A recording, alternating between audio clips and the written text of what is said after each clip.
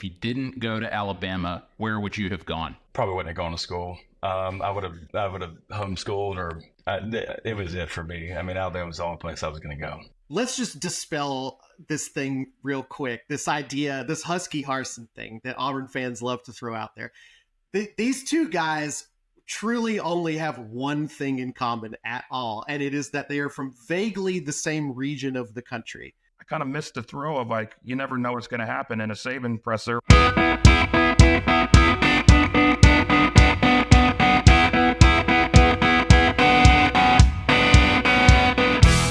Welcome to Beat Everyone. I'm Ben Flanagan. This is a show about the stories and conversations that Alabama football fans care about, and we're going to have new episodes every Tuesday and Thursday. And on Tuesdays, you're going to hear from people covering Alabama football, some of the best and brightest minds in sports media, plus legendary former Crimson Tide players sharing amazing stories. And on Thursdays, you're going to hear from the one and only, the legend Eli Gold, talking about his career in the booth at Alabama. Later today, we're going to talk to former Alabama quarterback John Parker Wilson, but today it's all about change in Tuscaloosa, a culture change. Nick Saban retired in January. Alabama gave themselves 72 hours to hire a new coach, and they landed Kalen DeBoer from Washington. And to say that their styles and personalities are a little bit different, that's a bit of an understatement. So we're going to talk about this transition, and today I'm joined by Michael Casagrande, longtime Alabama football reporter and columnist for AL.com, and also Matt Scalici, SEC Renaissance man, somebody who's been around Alabama football for a long time and always has his finger on the pulse. So, guys, Michael, I'm going to start with you. First thing, when I say culture, what does that mean for a college football program? Culture. The overall identity, the feel when you walk into the building, something almost intangible. Matt, what do you think? When you think culture with a college football program, like, what's the first thing that really springs to mind? Well, to me, one of the things that I always thought defined the Saban era that I could observe as somebody who doesn't get access to the football facility and the weight room and all that, it's that, right. We don't need you getting big and buff. No worries about that at all.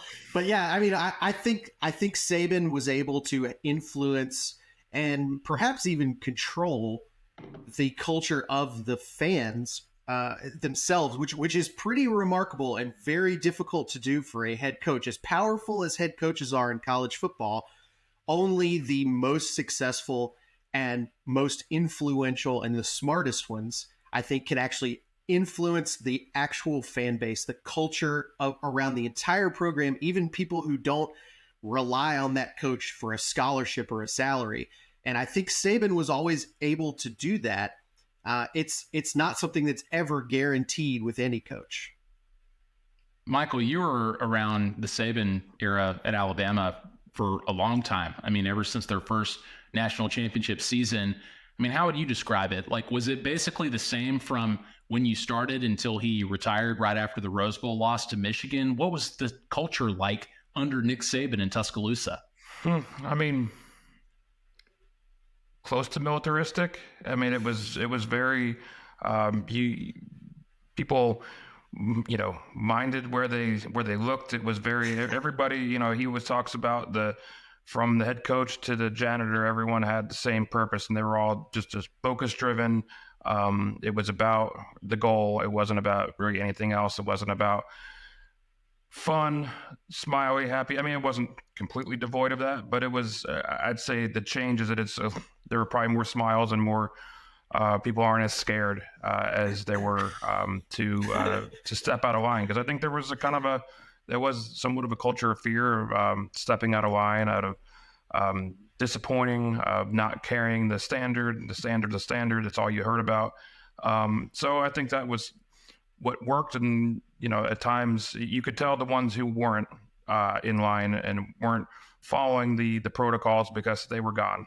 The way I heard it described by a former coach who worked for Saban is you want to argue with him at times. You want to stand up for yourself and say, hey, why don't we just try something that I think is a good idea?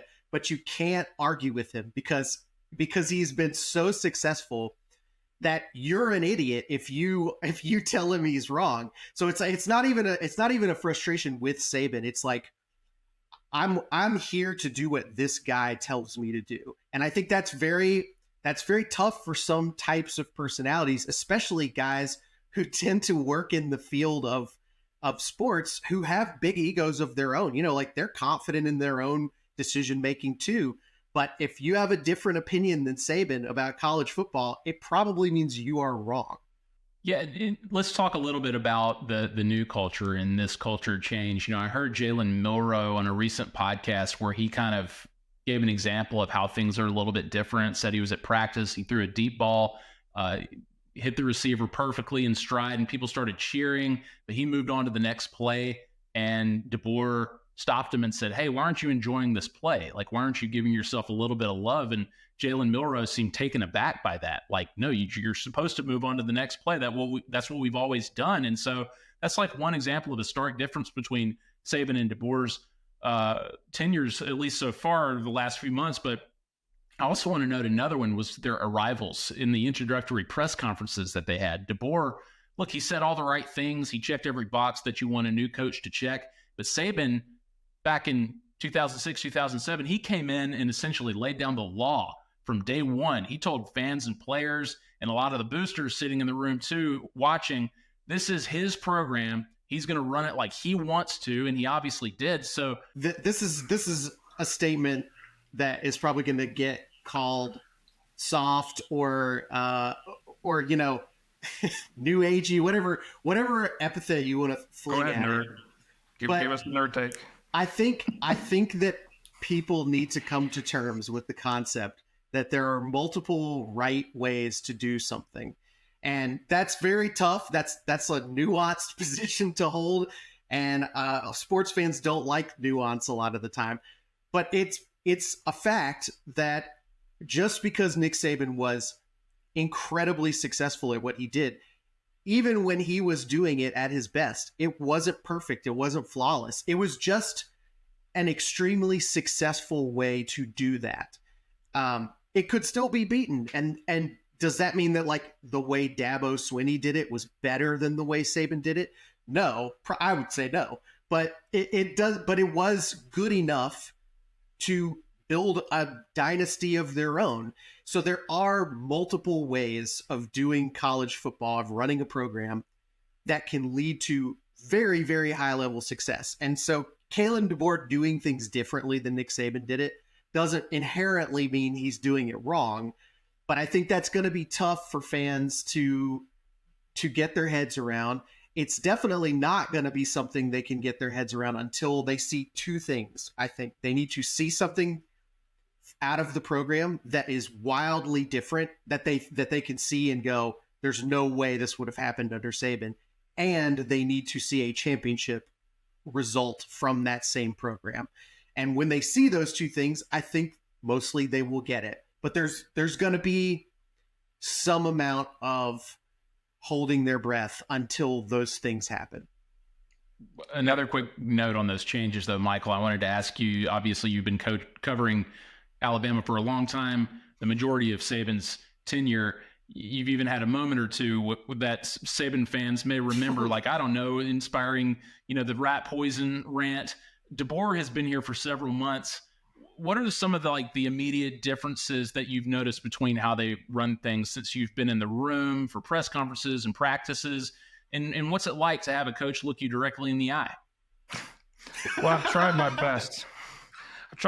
To get yelled at. I'm gonna try to ask the most ridiculous comparison questions. I kind of missed the throw of, like, you never know what's going to happen in a Saban presser where, it could start off as innocent as could be, and by the end of it, he's storming off, grabbing a water bottle, everyone in the room, it was kind of fun in a sense. And maybe we didn't know what kind of fun we were having while we were having it. Well, Matt, you just talked about this.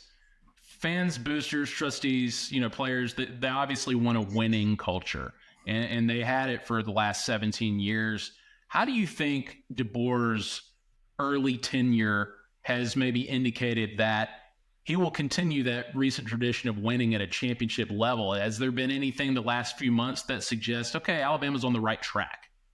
I mean, it's really tough to say. I think the thing most people would point to is the recruiting is going extremely well. And there's no question about it. It is going really well. I guess what I would caution people about is that we now live in a time where transfers have no limitations on them. You are able to openly pay players, recruits, all of that. Openly. And that totally that changes the dynamic of all of this too. And so I guess what I'm saying is recruiting has never mattered less than it does right now. And that's not to discourage people from reading the recruiting coverage at AL.com, but until signing day, it truly means nothing. Well, it could all turn around if Kalen DeBoer loses, to Wisconsin in September. Those guys could all just up and leave. And they could do it after they sign, even if they wanted to. It's really all they can go on right now. There's so limited in terms of like evaluation of like what he is and how he's doing, and that's really the only way to evaluate. And I think that so much of it, the tone from what I've seen of fans, is that everyone wrote him off as Husky Harsin. He's going to be he's not going to be able to recruit at the same level. And like that's really the only thing that's the only tangible way you can rate him at this point, is that he's done well in the recruiting path. I don't want to spend too much time on this podcast talking about Auburn. I'm sure that will happen inevitably, but let's just dispel this thing real quick. This idea, this Husky Harsin thing that Auburn fans love to throw out there. These two guys truly only have one thing in common at all, and it is that they are from vaguely the same region of the country. That's it. Brian Harsin was hired at Auburn, having really not accomplished anything, even at the place he was coming from. And I think that's the other big thing to feel optimistic about with Kalen DeBoer is he has already had very high level success as a power conference coach. He took Washington to the national championship game. It was a team that had some talent. It had some very good talent, but not at the level that he's about to have. I mean, this roster that he's going to coach this fall will be the most talented roster that Kalen DeBoer has ever coached, probably by a pretty good margin. So, I mean, look, he's also going to be facing tougher competition, obviously, but this is a guy who has already done one of the hardest things to do in college football, which is make it all the way to the national championship game. And he's only got one more step to take, and he's about to have the most resources he's ever had to make another attempt at it. Yeah. So no more Husky Harsin. Don't bring it up. Don't say it to Matt. You say it around Matt, hey, you're gonna get the rant. If he comes out this season and loses on the road to South Carolina, which that's a home game anyway, but let's say that like that, then you can panic. Then you can start calling him Husky Harsin. We'll have a meter. But the thing that he shared with Skinny Harsin was that he had never coached. He had never coached in the SEC before, right? And so You're right. Like he's going to have a ton of talent, more talent than he's ever had, but he's also going to have expectations that he's never had. It's different in the SEC. Would y'all agree? It's different at Alabama. Not to borrow that just means more phrase, but I mean, it is true in the sense that Alabama and Washington are night and day in terms of the level of interest from the fan bases. Not to say that Washington doesn't have diehard fans, but I think we all know the difference. But is there any sense so far that DeBoer, like any of this might be overwhelming for DeBoer? Because, I mean, we all know with Harsin that the recruiting aspect of it just was in shambles fast, and that's obviously not the case with DeBoer, but like, I guess in terms of expectations, what is DeBoer dealing with that he wasn't dealing with in Washington? We're going to figure out how this is going to go when he loses his first game. That's when you learn how this is all going to work, is how do the fans respond?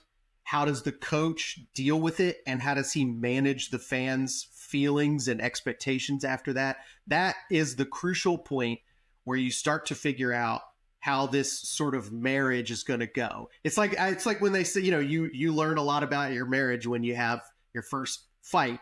That's a little bit, I think, how it goes with a coach. I don't think we're going to know how much his performance on the Hey Coach show is going to matter, or his press conferences, or all of, working with boosters. We're not really going to know how good he is at any of that until they have lost a game. I would say it's even more important, more of a factor in this transition, because you got Alabama fans more used to losing in that sense. When Saban came in, they didn't think he was going to fix it right away. Any loss at this point is a panic mode for Alabama fans. It's just kind of out of the norm during the regular season, and it's going to happen this year. They're not going to go 12-0. Sure. You can mark it down. I'll go on the record, but it will be. I've been very fascinated to see in which game does he lose first? If it is, Western Kentucky is coming to town in Labor Day weekend, and they have a very good football program, great journalism school. I do want to just to throw out here, the first loss of the Saban era was in week 4. It was a home game against Georgia. It actually was an overtime loss, and I was there. I was at that game. It was, I think that's kind of your best case scenario is you lose a close game to a very good team, and the fans are disappointed, but they can kind of get their heads around it and go, oh, we're really close to like putting it all together. And it's the Louisiana Monroe that you don't want to have, obviously, but the Alabama's going to have some games against really, really good teams this year, and DeBoer can get away with losing to one of those teams without it causing a full-on panic in the fan base. I think it's when you get into those sort of mid-level games that it might get messy. Well, Matt, I just want to ask real quick, take you back a few years. You were there for Mike Shula's last couple of years, and then Nick Saban's arrival in 06 and 07. It was a coaching change, and that's where the comparison basically stops, given what each man inherited in Tuscaloosa. But what do you remember about Shula's exit and then the Saban hire, and how things might have immediately changed, sort of going back to that culture change discussion? I mean, on a program level, it was something that I think everybody knew needed to happen. So there was, a lot of coaching changes. I think there's a lot of infighting in the fan base, and people who don't think it should happen, and people who do. So you're kind of entering that with some discord in the fan base from the beginning. That's not a great way to go into the whole thing. It wasn't really the case at Alabama. Pretty much everybody had accepted it was time to do it. I remember Cecil Hurt's a column right after the Iron Bowl that basically suggesting Alabama could do better and needed to do better than Mike Shula. So that was kind of the general sentiment, I think. Now, the debate came because it was, people may not remember, it was a very messy coaching search. Saban was kind of a last-ditch effort, and they pulled it off, and everyone was immediately elated. I still think to this day, there has never been a coaching search that has caused that level of celebration in the fan base for any program, any team that I can think of. I don't think there's been a more celebrated hire ever. But before that, it was really messy, and there was a lot of infighting in the fan base. So Alabama's been able to mostly avoid that for the ensuing 17 years here, or whatever it is. That's a thing that we don't really have a good understanding of, is what does it look like now if Alabama fans don't agree, if they don't have consensus on the way the program is going. So it was something that I think you have to go all the way back to like 2004 before you can really get a time in this fan base where people didn't really agree about the direction of the program. I mean, yeah, go ahead, Michael. Do a quick TLDR for the youths out there. The Nick Saban hire was kind of like the 4th and 31 play. It looked like all of Auburn was going to break loose, and then all of a sudden Isaiah Bond catches the ball and beats Auburn and they rides off into the sunset. Absolutely. Like we had all of those fumbled snaps along the way in December. I had a story written ready to go about Alabama hiring a different coach, and you get that fun moment of just where you hit shift all and delete the whole story. So that was the last time the program felt anything close to unstable. That's been a while since some good infighting among the fan base. They're due, and I have a feeling we're gonna get some pretty soon. I want to end with this, and Michael, I'm gonna ask you this. We're in the infancy of DeBoer's tenure. Obviously, it's unfair to judge him at this point, but Nick Saban's still around. I mean, he literally looms over the program. He's got an office in Bryant-Denny Stadium. He's getting paid $500,000 a year to stick around. And I'm sure that's going to pay off in multiple ways. But do you get the sense that this feels like Kalen DeBoer's program yet? Or does Saban still loom too large? Like, DeBoer has nothing but great things to say about him. He says it would be stupid not to call upon Nick Saban for advice and everything. But is that helping DeBoer? Or do you think like he needs a little more independence? Or do you think he has already established himself as the guy? I think he has, and I think Nick Saban's role is ceremonial in a sense. I don't think he's going to practice. I don't think he's watching practice. I don't think I think he's speaking when spoken to, kind of the complete reversal of everything that he did for 17 years at Alabama. I think he knows that if he is that looming over the program thing, that nothing can ever really go the right way, and it wouldn't be fair. He's a coach's coach. He wouldn't think it'd be fair to Kalen DeBoer to be, lording over things and saying maybe you should do this. Have you thought about that? Unless he's asked to do something. So, yeah, I think that I truly think he handed over the reins. Okay, but when Western Kentucky beats Alabama, do you think that Saban will do the right thing and step up? Ben is that was Michael taking a long drag off of his Western Kentucky alumni cup. I do think, Michael, don't you think there's like in the darkest recesses of the Alabama message board community that like specter of a Barry Alvarez like comeback to just like rescue the program, get us through a hard time? It's always going to be sort of hanging out there as long as he's around, right?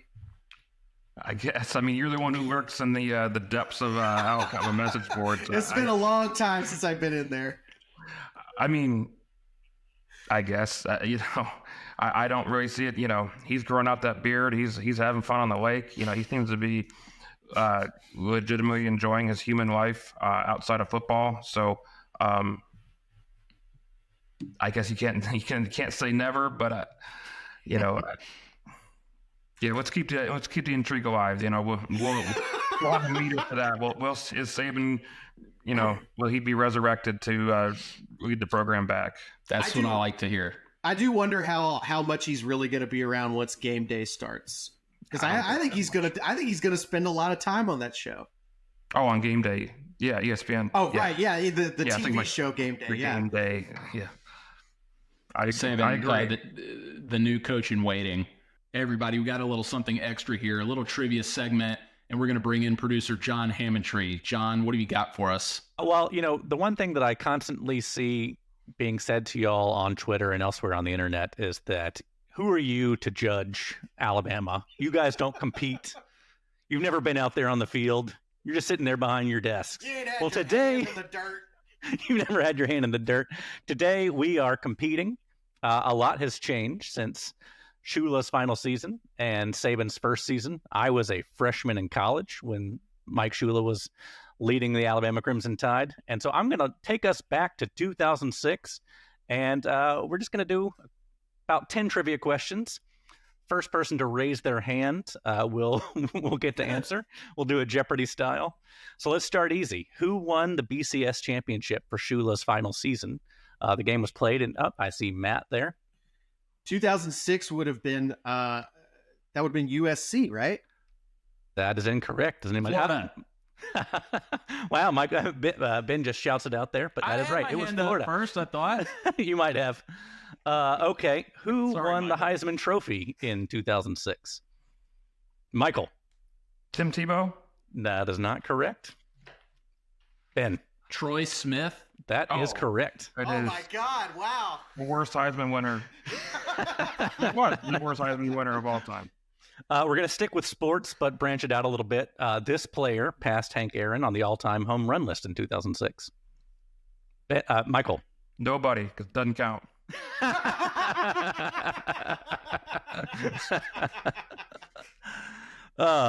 Fair enough. Anybody want to throw the name out there? Was it? I know Barry, you know it, Mike. Was it Barry Bonds? It was Barry Bonds. Yeah. We'll stick with 2006, but branch out into arts and culture. This 2006 film won Best Picture at the Oscars and also describes Mike Shula's status at the end of the season. Matt. The Departed. The Departed, that's correct. Nice hit. I like that. This movie was at the top of the box office for 2006, which would have been appropriate if Alabama had hired Mike Leach instead of Nick Saban. Okay, so it's a Pirates movie, but I don't know which one. Ben seems to know which one it is. Dead Man's Chest. That's correct. Wow. Never heard of it. That would be the second Pirates of the Caribbean movie, apparently. Man. This was the #1 single on the Billboard Hot 100 in 2006, and it also describes many Saturdays in Tuscaloosa during Shula's final season. Ooh. I was going to say... That would be Bad Day by Daniel Pewter. I would say Sexy Back by Justin Timberlake.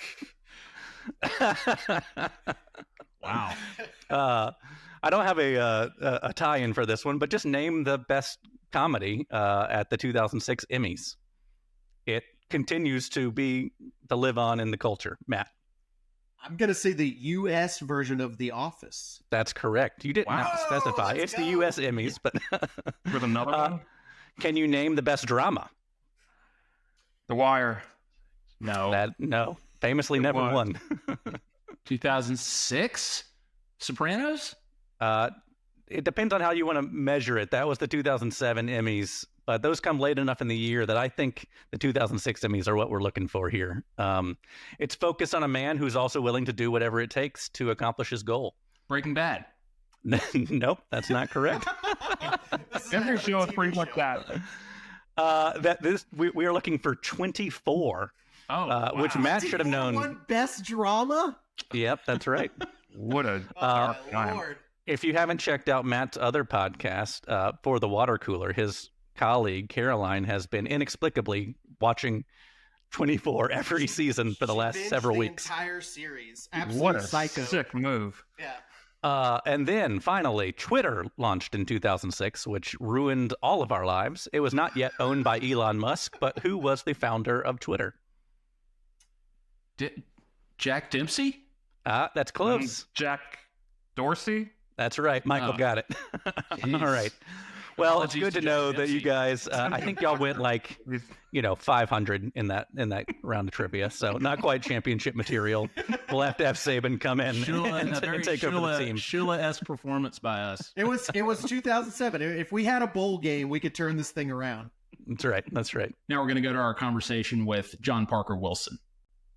An Alabama legend, starting quarterback for 3 full seasons, engineer of the undefeated regular season and SEC Western Division Championship in 2008, and what many consider the dawn of the new Alabama dynasty under head coach Nick Saban, and former color commentator for the Crimson Tide Sports Network, John Parker Wilson. John Parker, so glad to have you. Thank you so much for doing this. Appreciate it. Looking forward to it. It's good to be back and good talking with you. For sure. And John Parker, I don't know if you've heard this, but things have changed a little in Tuscaloosa, changed in a way that might seem familiar with you as a guy who was playing for Alabama during the last coaching change. And I want to take you back to that moment, if that's okay. So we go back to November 2006, and Mike Shula is fired. Alabama hires Nick Saban in January 2007. So I want to know, when you hear Saban is the guy, what is Alabama's current starting quarterback thinking? I think it had been some time since they let Mike Shula go and looking for a new coach. So we were excited about a fresh start, right? We were excited about the guys in the locker room, the guys that were there, the guys that really wanted to be there, that really loved Alabama. And when we hear Coach Saban is going to be the new coach, we were, beyond excited, right? He had success everywhere he'd been, especially at LSU, and then we get the chance to have him after he left the NFL. So we were pumped. We knew he had a good coach, and there was going to be some growing pains, and him learning us and us learning him. But everybody was on board. I think just like the guys today that you come there to a great school, to a great institution, knowing that they're going to have a great coach, and they definitely did that by bringing Coach Saban in. What was your first meeting with him like? Did he give you any sort of like recruiting pitch, or did he sort of say, this is what it is, this is what it's going to be? How did that go? No, there was no recruiting pitch. We were already there. There was no transfer portal, so nobody was going anywhere for any reason. It was this is the way it's going to be, and it was quick buy-in from everybody because he had won a national championship. So this is what we all wanted. This is why we came to Alabama, was to be competitive and to win a lot of football games. And he had the blueprint to do it. So it was quick buy-in. I wouldn't say it was easy buy-in because it was, it was not easy. There was, a lot of tough days, a lot of, us coming together as a team, but he knew what he was doing, and we had to do what he was telling us and learn how to do that. It wasn't overnight, but we eventually got there. I think the biggest thing was we had the right guys in the room. We had the right guys in the locker room that were willing to go through the sacrifice and all the changes that he wanted. And that's why I think we were able to get there probably quicker than a lot of people thought. So was there any moment or something that happened during his installation of his system, his philosophy, where you felt like, okay, things are different? Or was it just like, it's Nick Saban's world now during that preseason? Was there a moment that you look back on and think like, wow, things really did change at Alabama? I don't think it was till the second season. So it would have been 2008 when we, had been through the first season and we're pretty average. I think we finished 7-6, and did that by winning a bowl game. It went to the next season where we were playing Clemson. We were still unsure of who we were. Thought we had some really good young guys in there, had some good senior leadership, and then to go out there and to start the season like we did, and it was one of the, if I remember correctly, that was kind of when the kickoff games out of conference were really getting started. So we were able to look around the locker room at the end of that game and be like, we might be onto something here. But I think until then, it was just, okay, we're going to keep our head down and we're going to keep working. It will eventually get there. We don't know when it's going to be. We don't know what exactly it's going to look like. But if we just continue, buying in, continue doing the right thing day in and day out, we'll eventually get there. And I think we did. It wasn't easy. It wasn't easy by any stretch, but it all paid off. And I think it was his leadership and then the leadership of the guys in the locker room that really got us there quicker than I think most would expect. Well, you said there was no transfer portal back then. It's obviously here now, and players are just using it all over the country. You never know who's going to hop in next or hop back out. If the transfer portal existed in 2006, 2007, when this transition was happening, looking back, what does John Parker Wilson do? I think there's no question I would have stayed there. I think most of the guys would have too.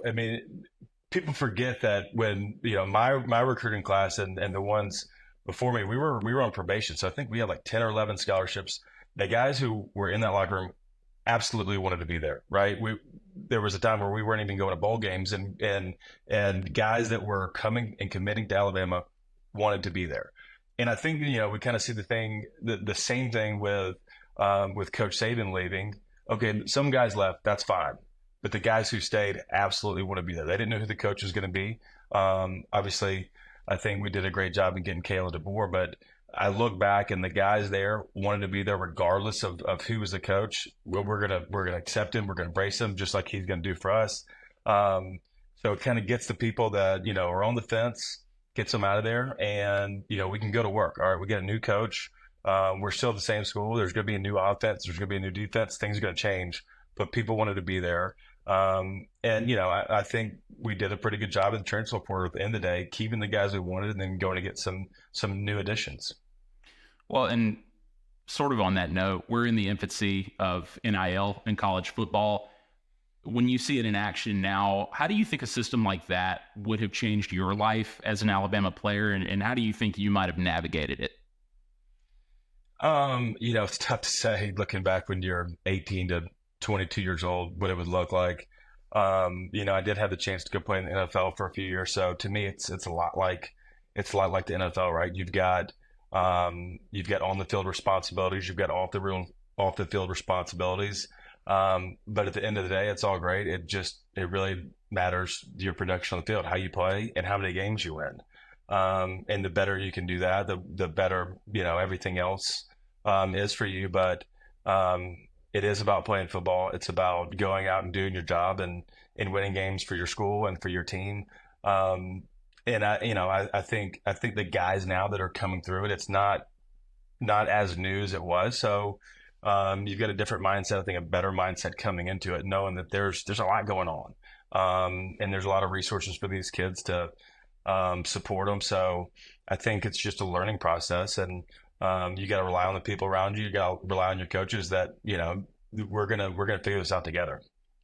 Well, I mean, you played such a huge part in ushering in a new golden era at Alabama. Another big part of that, you mentioned 2008, was that 2008 recruiting class. I mean, you had a Heisman winner in Mark Ingram. You had defensive studs like Mark Barron and Terrence Cody. But I want to ask you about one guy in particular in your relationship and sort of what you saw. Julio Jones was obviously somebody people credit with changing the complexion of the program in a lot of ways. And for a quarterback, that must have been huge. Y'all seem to have like great chemistry immediately. When did you know Julio was a freak? Like, how did you know he was different?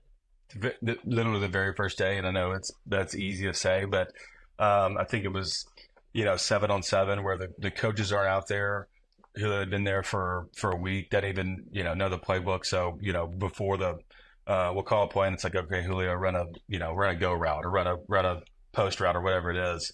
And he stood out amongst everybody else on the field. Here, this guy just graduated high school, and comes in, and not only his athletic ability, because obviously he was head and shoulders above everybody, even still being a high schooler. I think his work ethic was really what separated him. Just like, he was the number one recruit, and this is when, the recruiting was really getting big. I mean, he was kind of the guy, right? And came in humble and hungry and just put his head down at work. Just, you would have never known that he was the number one recruit or whatever he was at the time. He went to work, and I think his personality really fit with what we were doing of, we're not going to be flashy or outspoken. We're going to win football games. And it was literally the first day of practice, and Jim McElwain says the same thing. He's like, JP, this game plan this year is going to be really easy. We're going to throw it to Julio as many times as we possibly can.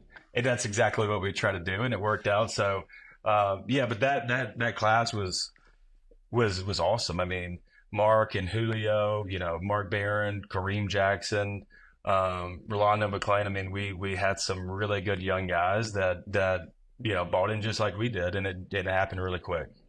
Well, you mentioned the Clemson game. Y'all were rolling all season, and obviously you come out of the gate so hot. You connected with Julio in that game. I want to ask you, I'm going to jump ahead for just a sec. What do you remember about the blackout game in Athens? I mean, an incredibly efficient game for you, 13 of 16 passing for a touchdown. When y'all heard it was going to be a blackout, fans would wear black and players would wear black jerseys. Did that change the mentality at all? And, what did you think when y'all jumped out to a 31-0 lead? No, I don't think it changed the mentality at all. I think if anything, it motivates you a little bit, knowing how big of a game is. That, okay, we did have some really good momentum after Clemson. I forget who else we played before them, but we was like, okay, every week we're getting better, and it's like this is working. Let's keep it going. Let's keep it going. And I think we were still so new and still so unproven. It's like, let's go out here and shock the world, right? Let's go out here. Georgia was a top 5, whatever they were in the country. And we weren't expected to win. We probably weren't expected to win any game that season. So let's go out here, and especially on the road. I always love playing on the road because it's just your guys, right? It's just the people in the locker room, the people on the bus. You go there and it's us versus 100,000 people. And that game, just like, the Clemson game, you get out to a fast start and then you keep going, right? We didn't slow down. And that was, I remember at halftime of that game in the locker room, it's like, the coaches didn't say a word. They didn't need to. That we were up, whatever it was, we were up big at halftime.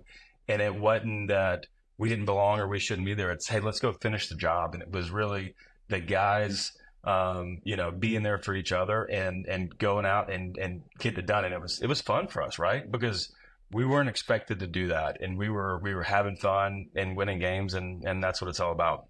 Well, you said that the coaches didn't need to say anything to you. I think Damian Harris said recently there was a similar game where they were playing Vanderbilt where there had been some trash talk where Saban didn't have anything to say because the trash talk did all the work for them in terms of motivating them. But I want to ask you about the LSU game on that note. Overtime thriller at Death Valley. You had 2 rushing touchdowns, and I believe that was the day of the famous make his ass quit locker room speech. Do you remember that speech? Was Saban always that fired up before games, or do you think he kind of kicked it up a notch for that night?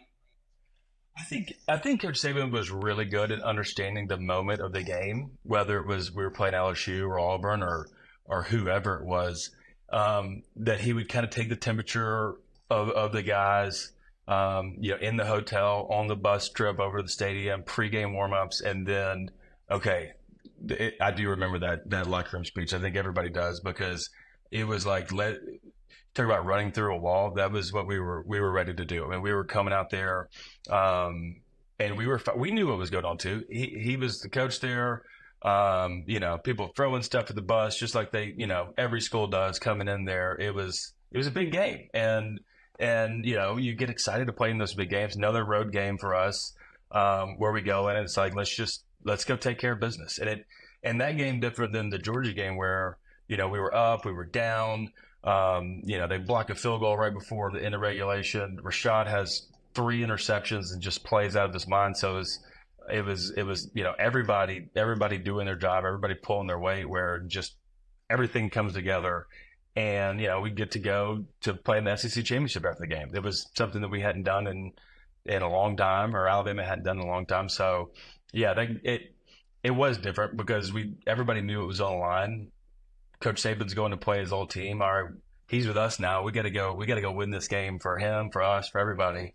And it's just such a great place to play down there too. I mean, everywhere in the SEC is great. That place is special, and to have the chance to go win a road game, clinch the SEC West with Coach Saban, it was things you don't ever forget.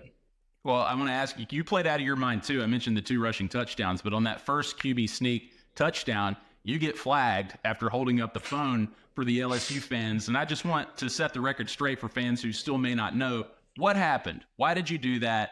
And did Saban or anybody else let you have it when you got back to the sideline? Okay, so the message boards, internet, whatever, got my cell phone number earlier in the week.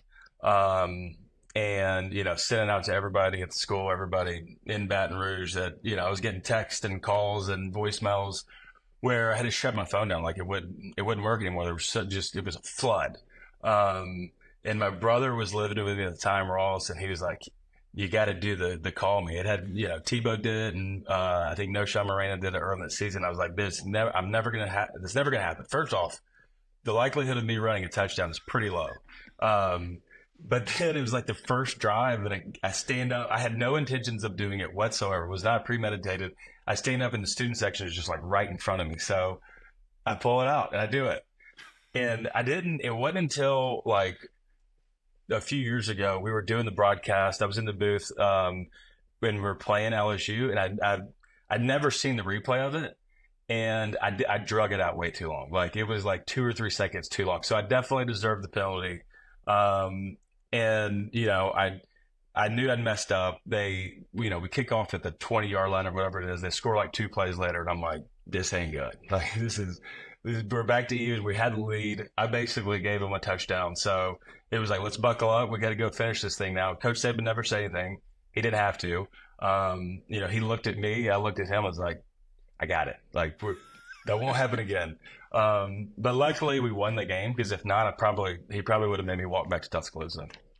Well, I want to ask you about another rivalry real quick. I mean, the Iron Bowl. You're from Alabama. That rivalry was probably ingrained with you at birth. In Nick Saban's first season, y'all lost a tough one, 17-10. But a year later, y'all smoked them in Bryant-Denny Stadium. Like, what do you think Coach Saban thought about the Iron Bowl or Auburn as a rival? Do you think he got the rivalry early on? Yeah, I think it's easy to get the rivalry here at Alabama. It's so unique because, I mean, even in Tuscaloosa, right? There's Auburn fans. This is you go to work, you go to church, you go to school. There's people that are from both sides, so you quickly know what it's like. And the first year he was here, we lost, and it was 6 in a row. This is a pretty big streak that didn't really happen a lot in the series. So you've got to beat your in-state rival. That's goal number one.